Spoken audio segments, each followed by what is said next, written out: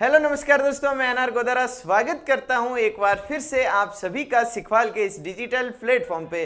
दोस्तों science math का परिणाम है जो आज जारी कर दिया गया। दोस्तों आपने हमारे चैनल पे देखा होगा कि हमने एकदम लाइव करके आपको बताया था कि परिणाम क्या रहा, कट ऑफ क्या रही। आपने भी अपने अपने स्तर पे अपना अपना परिणाम देख लिया होगा। आपकी मेहनत के मुताबिक ये परिणाम रहा होगा, आपकी इच्छाओं के मुताबिक ये परिणाम रहा होगा। ऐसी है जो हम कामना करते हैं, ऐसी है जो हम शुभकामनाएं देते हैं कि आगे आने वाले समय में आप शिक्षक बन के देश और समाज की सेवा करो। दोस्तों जैसे ही परिणाम जारी हुआ, परिणाम जारी होते ही विद्यार्थियों के मन में इस बात की जिज्ञासा उत्पन्न होना कि ये जो 2 गुना की कट ऑफ आई है, ये जो 2 गुना का परिणाम आया है, अब फाइनल कट ऑफ क्या रहने वाली है, ये जिज्ञासा उत्पन्न होना स्वाभाविक है और सिखवाल का काम है आपकी इन जिज्ञासाओं का आंसर देना। तो सिखवाल हमेशा की तरह सबसे पहले और सबसे सटीक कैलकुलेशन के साथ आपके लिए जो फाइनल कट ऑफ रहने वाली है उसका एक अनुमान लेके आपके सामने उपस्थित हैं। और जो दोस्तों दूसरा सबसे बड़ा प्रश्न है कि जब फाइनल रिजल्ट आया, 2 गुना का रिजल्ट आया, तो उसमें बताया गया कि इस पेपर में 150 में से 5 प्रश्नों को निरस्त किया गया। जब 5 प्रश्न निरस्त हुए तो विद्यार्थियों के मन में इस बात की भी कौतूहल उत्पन्न हो गई कि ये जो 5 प्रश्न है अपने स्क्वायर कार्ड पे क्या प्रभाव डालने वाले हैं। किसी विद्यार्थी का स्क्वायर कार्ड इन 5 प्रश्नों के निरस्त हो जाने से किस प्रकार से प्रभावित होगा, किस विद्यार्थी को इसका बेनिफिट होने वाला है, किस विद्यार्थी को इसका हल्का सा नुकसान होने वाला है और किस विद्यार्थी को इसका कोई प्रभाव नहीं होने वाला है। सारे पॉइंटों को समझेंगे, आसान भाषा में समझेंगे। दोस्तों बने रहिएगा वीडियो में और ज्यादा से ज्यादा इस वीडियो को शेयर कर दीजिएगा ताकि जो अधिकतर विद्यार्थियों के मन में कंफ्यूजन है कि डिलीट प्रश्नों का, निरस्त प्रश्नों का क्या प्रभाव रहने वाला है स्क्वायर कार्ड पे, वो है जो आसान भाषा में समझ सके दोस्तों। और कट ऑफ का अनुमान तो हम आपको बताएंगे ही बताएंगे। दोस्तों प्रारंभ करते हैं आज के सेशन को। सबसे पहले बात करेंगे कि डिलीट जो प्रश्न हुए हैं, 5 जो डिलीट प्रश्न हुए हैं, वो आपके स्क्वायर कार्ड को कैसे प्रभावित करने वाले हैं दोस्तों। हाँ जी, सबसे पहले ये देख लीजिए दोस्तों, आपके इस पेपर को आपके अलग अलग सीरीज में बांटा गया है, अलग अलग सीरीज में बांटा गया है। और इसमें जो फर्स्ट सीरीज है क्वेश्चन नंबर 1 से 40 तक, इसमें कोई भी परसेंट डिलीट नहीं हुआ है। जो क्वेश्चन नंबर थे 41 से 65 मतलब 25% थे, उनमें 3% डिलीट हुए हैं। यहाँ पे कुल कितने परसेंट डिलीट हुए हैं दोस्तों? 3% है जो यहाँ पे डिलीट हुए हैं। और आपकी जो अगली सीरीज थी 3C, उसमें है जो 1% डिलीट हुआ है और यहाँ पे 1% डिलीट हुआ है। यहाँ पे भी आपका 1% है जो डिलीट हुआ है। तो 3, 2 + 5% है जो टोटल डिलीट हुए हैं। दोस्तों मैं आपको यहाँ पे बता देना चाहूंगा कि जो डिलीट पर्सन है, यदि ऐसे सेक्शन में डिलीट, जैसे ये सेक्शन है 41 से लेके 65 मतलब 25% है, यहाँ पे 25 प्रश्नों में से 3% डिलीट हुए हैं। और यहाँ पे दोस्तों, यहाँ पे आपके देख पा रहे होंगे आप 66 से 125 यहाँ पे हैं जो लगभग कितने आपके 60 प्रश्नों में से है जो 1% डिलीट हुआ है। 60 प्रश्नों में से 1% डिलीट हुआ है। और यहाँ पे 10 प्रश्नों में से, यहाँ पे ये जो 10% है, 10 प्रश्नों में से कितना 1% डिलीट हुआ है। सबसे पहले तो मैं आपको यहाँ क्लियर कर देना चाहूंगा कि इस एक डिलीट प्रश्न का प्रभाव इस एक डिलीट प्रश्न के प्रभाव से कम होगा, अपेक्षाकृत कम होगा, क्योंकि जितनी प्रश्नों की संख्या ज्यादा है डिलीट प्रश्नों का प्रभाव उतना ही कम होगा। और जितनी प्रश्नों की संख्या कम है और डिलीट प्रश्न का प्रभाव उसमें उतना ही ज्यादा होगा। ये है जो आपको यहाँ क्लियर कर देना है। अब मैं आपको इस एग्जाम्पल को लेके समझाऊंगा। ये जो 10% डिलीट हुए हैं ना, 10 प्रश्नों में से जो 1% डिलीट हुआ है, ये एग्जाम्पल लेके समझाऊंगा कि किस प्रकार से ये डिलीट प्रश्न है जो आपके स्क्वायर कार्ड को ऊपर नीचे कर सकते हैं। तो आसान भाषा में समझेंगे, आसान उदाहरण लेके समझेंगे। सबसे पहले तो सामान्य स्थिति समझ लेते हैं कि ये जो 10% थे, कौन से 125 से 126 से 135 वाले, ये 10% थे। 10% मतलब प्रत्येक प्रश्न कितने अंक का था? सामान्य स्थिति में प्रत्येक प्रश्न 2 अंक का था, तो टोटल कितने अंक के हो गए? 20 अंक के हो गए। तो निरस्त कितने परसेंट हुआ है? 1% निरस्त हुआ है। 10 में से 1% निरस्त हुआ है।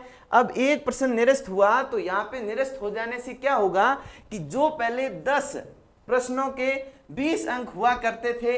अब इन अंक में कोई प्रभाव नहीं रहेगा, ये 20 के 20 ही रहेंगे, परंतु ये 20 अंक मतलब 9 अंकों का भार कितना होगा, 20 होगा। पहले 10 अंकों का भार 20 था, अब 9 अंकों का भार 20 होगा, क्योंकि एक प्रश्न है जो निरस्त हो गया। एक प्रश्न निरस्त हो जाने से पहले जहां 10 अंकों का भार 10 प्रश्नों का भार 20 था, अब है जो 9 प्रश्नों का भार कितना हो गया, 20 अंक है जो हो गया। अब अतः प्रत्येक प्रश्न का अंक भार कितना हो गया, 2.22 हो गया, क्योंकि पहले यदि अपन ये 20 थे, इसमें 10 को डिवाइड करेंगे तो 2 आ जाते हैं, यहाँ पे 20 है, 20 को 9 से डिवाइड करेंगे तो 2.22 आ जाते हैं। इसका मतलब क्या हुआ कि एक प्रश्न का अंक भार कितना हो गया, 2 से बढ़ के 2.22 हो गया। अब अपन देखते हैं कि ये जो परिवर्तन हुआ एक अंक के भार में, एक प्रश्न के अंक भार में जो परिवर्तन हुआ वो आपकी मेरिट को कैसे प्रभावित करेगा। अब अपन 3 उदाहरण लेते हैं दोस्तों, 3 उदाहरण लेते हैं। एक सामान्य विद्यार्थी का जिसने क्या किया, जिसने है जो 10 प्रश्न अटेंड किए, टोटल प्रश्न कितने थे, टोटल प्रश्न थे आपके 10 प्रश्न थे, जो 10 प्रश्न अपन ने उदाहरण में लिए, उन 10 में से 6 प्रश्नों को है जो उसने अटेंड किया और 6 के 6 उसके सही थे, मतलब उनने उन्हीं प्रश्नों को छुआ जो उसे अच्छे से आते थे। तो 6 के 6 प्रश्न उसके हैं जो सही थे, 6 के 6 प्रश्न उसके सही थे, उन्हीं प्रश्नों को लिया जो उसके सही थे। तो उसके सामान्य अंक कितने हो गए, सामान्य परिस्थिति में 6 इंटू 2 बराबर कितने अंक हो गए, 12 अंक हो गए। कितने हो गए दोस्तों, 12 अंक हो गए। और अब डिलीट हो जाने से एक प्रश्न का भार कितना हो गया, एक प्रश्न का अंक भार आपके 2.2 हो गया, 2.2 हो गया। तो इस बालक के 6 प्रश्न सही थे, 6 वही प्रश्न सही थे जो उसने अटेंड किए, बाकी को छुआ ही नहीं, जो उसको नहीं आ रहे थे, जिसपे उसे डाउट था उसने छोड़ दिया। तो उसका अंक जो पहले उसके 12 नंबर थे अब बढ़ के कितने हो जाएंगे, अब बढ़ के 13.32 हो जाएंगे, अब बढ़ के जो 13.32 हो जाएंगे। अब उस बालक को लेते हैं जिसने क्या किया, 10 के 10 प्रश्नों को अटेंड किया। उसने ये जो 10 प्रश्न का उदाहरण ले रहे हैं उनके 10 के 10 प्रश्नों को वो अटेंड करता है और उसके 10 में से 7 सही हो जाते हैं। कितने सही होते हैं, 7 सही होते हैं और 3 उसके गलत होते हैं। कितने गलत होते हैं, 3 है जो उसके गलत होते हैं। और एक प्रश्न आपको पता ही है, 3 प्रश्न गलत हो जाने से एक प्रश्न उसका डिलीट हो गया, क्योंकि 1/3 नेगेटिव मार्किंग थी। 3 प्रश्न गलत होते ही एक प्रश्न उसका अपने आप कट गया। तो जो उसके 7 प्रश्न सही हो रहे थे अब बचे कितने, एक प्रश्न कट जाने की वजह से 6 प्रश्न बचे। तो अब सामान्य स्थिति में, मतलब इन डिलीट प्रश्नों की स्थिति बनने से पहले क्या स्थिति थी, उसने जो अपना जो स्क्वायर कार्ड बना रखा था, जो इससे पहले निरस्त होने से पहले उसने क्या बना रखा था कि मेरे 7 प्रश्न सही हो रहे थे, एक कट गया, 6 रहे, 6 इंटू 2 कर दिए तो उसके भी कितने अंक बन रहे थे, इस बालक के बराबर 12 अंक ही बन रहे थे। परंतु अब क्या हो गया, एक प्रश्न डिलीट होने से एक प्रश्न का अंक भार भी बढ़ गया और इसका गलत, जो प्रश्न इसका गलत था, जो प्रश्न इसका गलत था वही डिलीट हुआ। सौभाग्य की बात इसके साथ ये थी कि जो प्रश्न इसका गलत था वही डिलीट हुआ। तो डिलीट होने से क्या हुआ कि एक प्रश्न गलत होने से एक प्रश्न का 1/3 भाग जो उसके माइनस हुआ था वो उसके साथ प्लस में आ गया, वो उसके साथ फिर से ऐड हो गया। तो 6 तो पहले थे ही थे, जो गलत होने से जो ऐड हुआ वो कितना हो गया, 6.3 है जो उसके टोटल प्रश्न सही हो गए। 6.3 तो उसके सही हो गए और डिलीट प्रश्नों को करने की वजह से एक प्रश्न का अंक भार कितना हो गया था, 2.22 हो गया था, 2.22 हो गया था। तो अब यहाँ पे उसका अंक है जो 12 आ रहे थे वो बढ़ के कितने हो जाएंगे, बढ़ के हैं जो 14.05 हो जाएंगे। मतलब प्रश्न के गलत हो जाने से, यदि जो प्रश्न डिलीट हुआ है, जो 129वां प्रश्न डिलीट था, यदि उसने अटेंड किया था और उसका गलत हुआ था तो उसको दोस्तों बेनिफिट होने वाला है। कभी कभी गलतियां भी फायदा दे देती हैं दोस्तों, तो यदि उसके गलत हुआ है तो उसको बेनिफिट होने वाला है। अब ऐसे बालक को लेते हैं जिसका जो प्रश्न डिलीट हुआ वो उसे सही मान रहा था, जो बोर्ड द्वारा जो आंसर की जारी की गई थी उसके बाद जब ऑब्जेक्शन लिया गया तभी तो प्रश्न डिलीट हुए। तो ऑब्जेक्शन स्वीकार करने से पहले जो आंसर की जारी की गई थी उस आंसर की के अकॉर्डिंग उसका वो प्रश्न सही था। उस बालक की स्थिति को देखते हैं तो उस बालक भी क्या था, वो बालक भी एक भी प्रश्न छोड़ने वाला नहीं था। उसने भी 10 के 10 अटेंड किए, उसने भी 7 सही किए, 3 गलत किए तो सेम स्थिति बनी। 3 गलत करते ही एक प्रश्न है जो माइनस हो गया तो 6 हो गए इसके यहाँ पे। 6% रह गए ये कटने की वजह से। और सामान्य स्थिति में इसके भी 12 नंबर ही आ रहे थे, इसके भी 12 नंबर है और इसके भी 12 नंबर है, तीनों के बराबर है। परंतु जो प्रश्न निरस्त हुआ, जो प्रश्न डिलीट हुआ, वो उसके सही हो रहा था, है ना। और सही होने 1% कम हो गया, इसके 1% कम हो गया, कम होने से वो 5 रह गए। कितने रह गए? 5 ही रह गए। 5 रहे तो अब उसके प्रश्न कितने बचे? 5 बचे। और एक प्रश्न का अंक भार कितना है? 2.22 है। तो अब क्या हो गया? अब ये इसके जो टोटल अंक बनेंगे वो 11.1 बनेंगे। कितने बनेंगे? 11.1 हैं जो बनेंगे। तो जिसके निरस्त होने वाला प्रश्न सही था, जिसके निरस्त होने वाला प्रश्न सही था, वह नुकसान में रहेगा। जिसके निरस्त होने वाला प्रश्न, जो भी प्रश्न डिलीट हुए, यदि वो उसके गलत थे तो उसको बेनिफिट है। और सामान्य विद्यार्थी जिसने निरस्त होने वाले प्रश्नों को छुआ ही नहीं है, वो भी बेनिफिट में है। नुकसान किसको है? जिसके आंसर की में सही हो रहे थे, उस विद्यार्थी को है जो नुकसान है दोस्तों। और अब है जो आप जो बाकी 5% है, उस हिसाब से जो कैलकुलेशन बैठ रहा है, उस हिसाब से कैलकुलेशन करके अपनी स्थिति देख लेना। इस प्रकार से ये जो कट ऑफ आई है 2 गुना की, वो आपके डिलीट प्रश्नों के बाद जो स्क्वायर कार्ड परिवर्तन हो रहा है उस हिसाब से आई है। तो कई विद्यार्थी जो कट ऑफ से बाहर थे पहले, वो डिलीट प्रश्नों की वजह से कट ऑफ में शामिल हो गए हैं। कई विद्यार्थी जिसके कट ऑफ पहले 190 नंबर थे, डिलीट प्रश्नों की वजह से 193 हो गए हैं। जब स्क्वायर कार्ड आएगा तब आप हैं जो सारी स्थितियां क्लियर हो जाएगी, वहां पे है जो आप देख लेना दोस्तों। अब अपन चर्चा करते हैं आपके कट ऑफ की। कट ऑफ है जो कितनी रहने वाली है? 1 गुना की कट ऑफ कितनी रहने वाली है? 1 गुना की कट ऑफ है जो कितनी रहने वाली है? पहले अपन डाटा पे बात करते हैं, डाटा देख लेते हैं। डाटा क्या कहता है कि कुल पद कितने थे सामान्य शिक्षा के? कुल पद कितने थे? 6078 हैं जो कुल पद थे। कुल पद कितने थे? 6078 कुल पद थे। और उसमें भी नॉन टीएसपी के कितने थे? 5678 नॉन टीएसपी के थे। और टीएसपी के कितने थे? 1030 हैं जो पद टीएसपी के थे। और अब मेरिट में कितने शामिल हुए हैं? 2 गुना की मेरिट में कितने शामिल हुए हैं दोस्तों? 2 गुना की मेरिट में कुल पदों में देखा जाए तो सामान्य शिक्षा में 12,156 हैं जो शामिल हुए हैं। और टीएसपी में 11,000, नॉन टीएसपी में 11,356 विद्यार्थियों को शामिल किया है। और टीएसपी में है जो 2,060 विद्यार्थियों को शामिल किया गया। ये है जो डाटा कहता है कि इतने विद्यार्थी हैं जो 2 गुना की मेरिट में शामिल हुए हैं। अब कट ऑफ 2 गुना की क्या रही? 2 गुना की कट ऑफ तो आपके सामने है दोस्तों। जनरल की 190 गई है ना। और ओबीसी की 183 गई हैं, मेल फीमेल की लगभग बराबर गई हैं। और ईडब्ल्यूएस की 176 गई हैं और एससी की हैं जो 159 गई हैं। ये तो आपने कट ऑफ देख ली होगी। अब यहाँ पे अपन बात कर रहे हैं कि फाइनल कट ऑफ क्या रहने वाली है, मतलब 1 गुना की कट ऑफ है जो क्या रहने वाली है।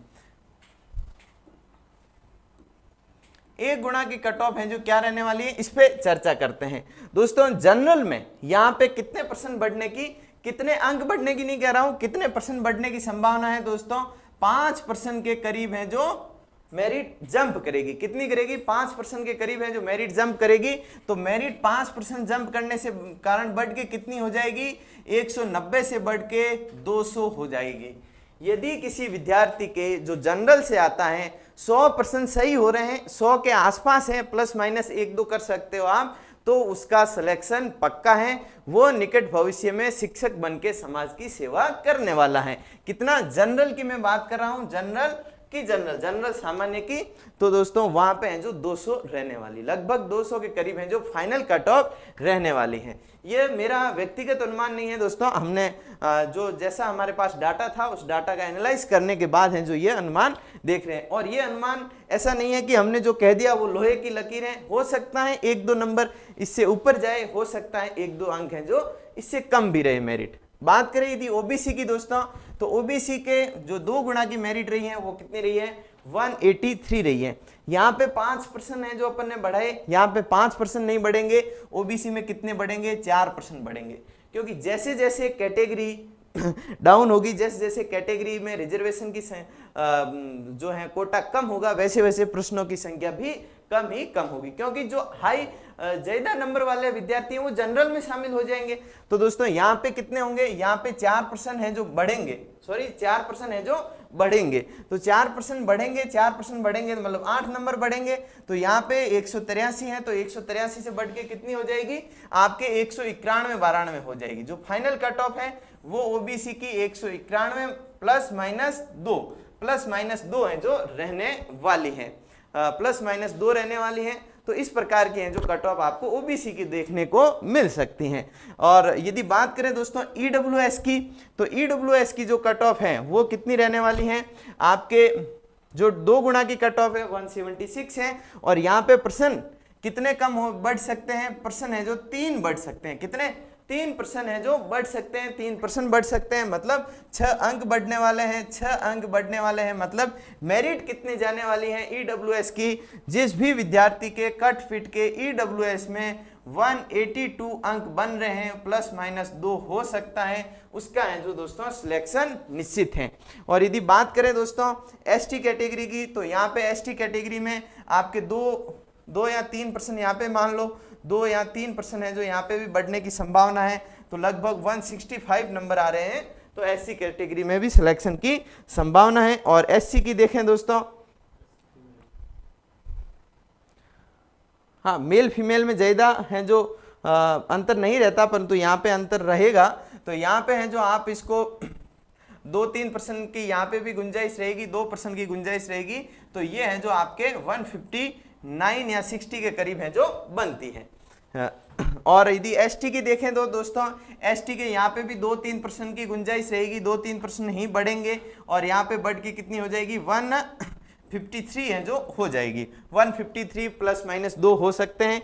और यदि बात करें दोस्तों एसटी फीमेल की, तो एसटी फीमेल लगभग बराबर ही रहने वाली है, 150 +-2 है जो रहने वाली है। यदि बात करें एमबीसी की, तो एमबीसी की मेरिट है जो दोस्तों यहाँ पे है जो 3% बढ़ने की संभावना है। और 168 की जगह आपके बढ़ के कितनी हो जाएगी, 2 गुना की मेरिट है जो दोस्तों 174 के आसपास है जो रहेगी, कितनी रहेगी 174 के आसपास है जो रहने वाली है, 2 गुना की मेरिट। यदि बात करें दोस्तों अब टीएसपी की भी बात कर लेते हैं, लगे हाथ टीएसपी की भी चर्चा कर लेते हैं। जो टीएसपी एरिया है, टीएसपी एरिया की जो 2 गुना की कट ऑफ है आप यहाँ पे देख पा रहे होंगे 148 रही है, कितनी रही है 148 रही है। और एसटी की कट ऑफ कितनी, जनरल की कट ऑफ 148 रही है, एसटी की कट ऑफ 127 रही है, और एससी की कट ऑफ 127 रही है, एसटी की कट ऑफ है जो 100 के करीब रही है। तो यहाँ पे यदि अनुमान देखा जाए कि टीएसपी का अनुमान क्या रहने वाला है, तो यहाँ पे जनरल में इन सभी में आप हैं जो आप दोस्तों 2-3% बढ़ा सकते हो, 2-3% है जो बढ़ सकते हैं, इन सभी में ज्यादा गुंजाइश नहीं है। यहाँ पे 2-3% है जो मेरिट और जंप कर सकती हैं, 2-3% जंप करेगी। तो ये सिक्वाल का एक अनुमान था, कट ऑफ का एक अनुमान था। उस कट ऑफ के आसपास यदि आपके नंबर बन रहे हैं तो आपके घर में मतलब सवामणी मनाने की तैयारी कर लेनी चाहिए। बहुत जल्द ही आपको निकट भविष्य में ये खुशखबरी मिलेगी, final cut off document verification के बाद जारी होगी। आप शिक्षक बन के देश और समाज की सेवा करोगे।